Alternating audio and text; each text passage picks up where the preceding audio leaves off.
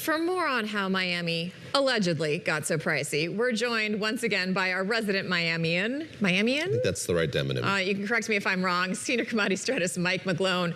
Mike, you used to live in New York, You've right? made Are the you one of move. these people who defected to Florida? What is your take on all this?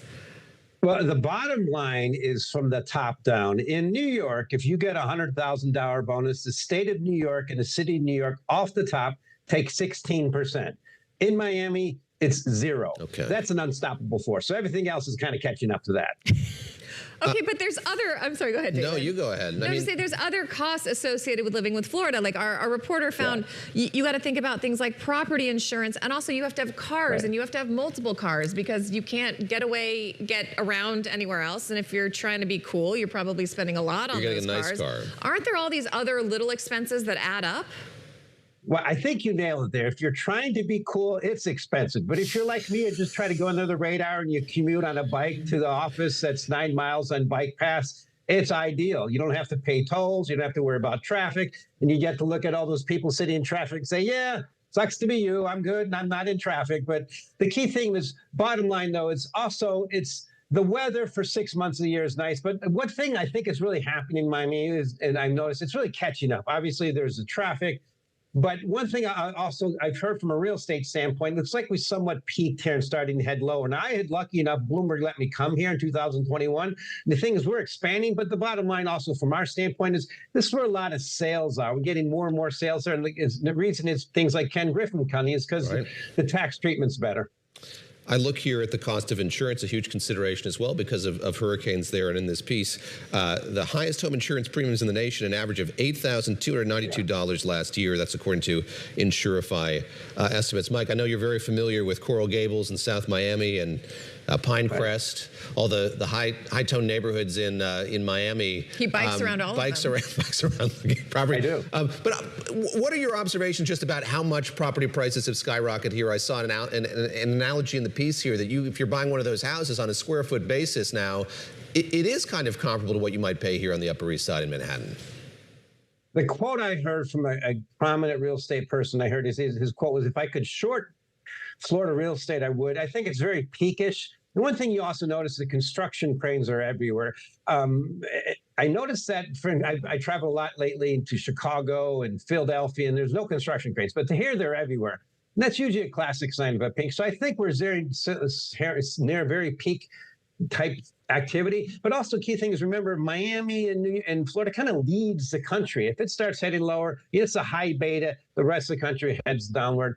But for now, it's also summer. It's not the time to be here. When the weather gets bad, like it did last winter in New York, people flock down. The snowbirds will flock down, Christina. I mean, I'm kind of arguing against myself here as I look at some of these numbers because having just moved to New York from D.C., which I thought was a fairly expensive city. I grew up in Colorado. The price of things here has just really caught me off guard. But when you look at what Miami is now charging, I mean, the CPI in Miami has jumped 36% since 2019.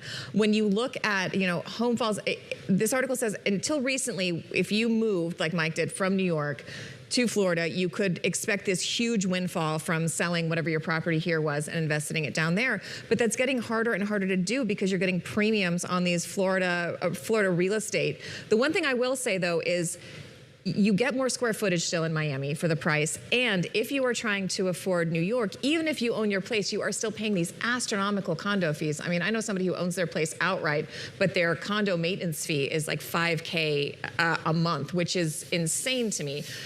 Is that still the case in Miami? You still are not dealing with homeowner fees? Well, homeowner fees, yes. But I mean, Mike, form words. I'm clearly not forming them. But what's your take on that? Is it still better to get an apartment in Miami? It's cheaper, or it's not? I like the year-round factor. I can live by a beach and commute 9 miles, and year-round I don't have to wear boots and a hat and gloves all the time. But one thing that happened right away, anecdotal, is I did get hit with assessment the first we moved in, partly because of what happened in Surfside. Fully expected that. But now it's like, where do we go from here? And I think the thing is we've leveled out. And the bottom line is, where's the migration? Most that's happening in this country, it's not just New York. I'm, actually originally from Chicago. It's a migration away from high tax states towards lower tax states. To me, that's an unstoppable force. It looks like Miami somewhat's probably peaked for a while at such high levels. Mike, let's talk about food.